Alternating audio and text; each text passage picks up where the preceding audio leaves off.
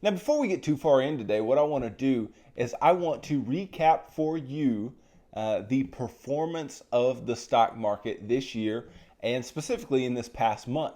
So, this year, the S&P 500 has increased by over 11% year to date. 11%. Its average, its annual average over the last 100 years since 1920 has been just over 10.5%. So this has been to this point an above average investing year for those who own the S&P 500. And that's wild to a lot of us because we're thinking like, how could it be an above average investing year when we had a huge crash, right? And for those of you who don't know, we did have a very large crash at the end of March. The stock market fell by over 30% from peak to trough. And now this may make you think, how could we have had a 30% decline in the stock market and still be having an above average year? Well, the stock market and the companies that are in the S&P 500 have been extremely resilient. And obviously, many people will say this and make this point, and I tend to agree, that the stock market and the companies that make up the S&P 500 and the Dow Jones, they are not indicative of the economy as a whole. Yes, they are some of the biggest companies we have. Yes, they are some of the companies that are going to provide some of the most value to our economy, but it is not the economy as a whole. It is not indicative of unemployment. It is not indicative of what's going on with small businesses. It's just not. And so I do want you to keep that in mind throughout this episode, that even though the market has done extremely well this year, it is not 100% indicative of what our economy is doing in response to the COVID-19 pandemic.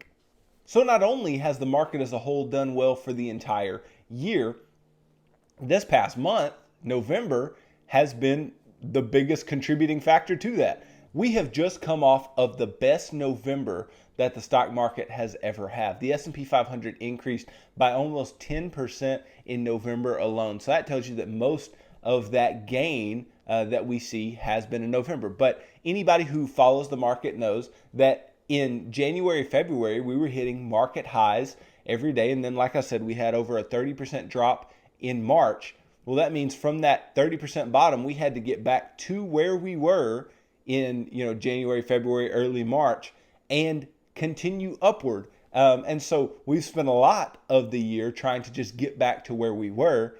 And then we have now eclipsed that by the 11 or so percent that we were up for the year. And November did a lot towards that annual return.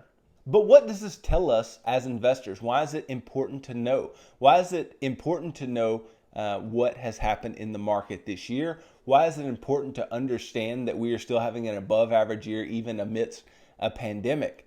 Well, first and foremost, the reason that it is important to know that is so we can have calmer demeanors around crashes. And I've talked in depth previously about crashes and how we should react to crashes and the impact that crashes actually have on the stock market. But we have to understand that even since a crash has occurred this year, we're still having an above average year. And why is that? Like I've said previously, the market and the companies in the market are extremely resilient. They bounce back. They come back.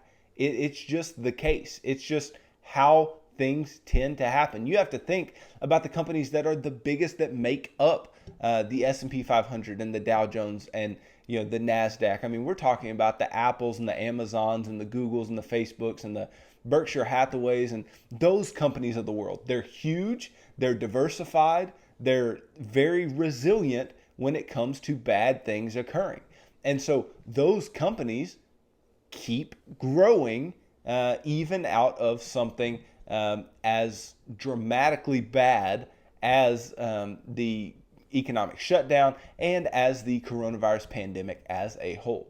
Now, it's also important to understand the historic returns of the stock market and what the stock market has done in bad years or seemingly bad years like this year. It has seemed to be a horrible year because of COVID-19, and yet we've had an above average market year. And it's important to understand that. Why? Because a lot of people sold all their investments in March. A lot of people went to cash as the market was falling or when the market was at its bottom. A lot of people sold their investments. And we've talked before about just the reasons that we shouldn't do this. I mean, this is one of the cardinal sins of investing, one of the things that you should never do. And yet people don't have the mental capacity, they don't have the emotional maturity to step into this place and say, even though the market's falling, I know it will come back and stay invested or continue to invest. And so a lot of people sold out. Well, a lot of people sold out, and from the bottom, I mean, we're up now over 40% from the bottom. That's fantastic returns that you missed out on. And so this is just a direct example of why we don't want to jump in and jump out of the market. We want to play for the long term. You know me, I have a long-term viewpoint, and especially in investing, you have to have a long-term viewpoint. And this year has been just, example number one as of why that is. Because if you just had a short-term viewpoint in March, you would have thought everybody's going to die because of this pandemic, and the market's going to go to zero, and just it's the worst thing that could ever happen. But if you would have kept a cool head and continued to invest, or maybe even invested some more as the market dropped, you would be a very happy camper, as I am, admittedly, at this point. I'm a very happy camper. Why? Because as the market fell, what did I do? I invested more. I put in larger lump sums of money. My wife and I invested more. And so at this point, we've made great returns from the bottom of this market. And not to mention, we've seen our investments that we've had since the beginning of the year increase in value since the beginning of the year. Why?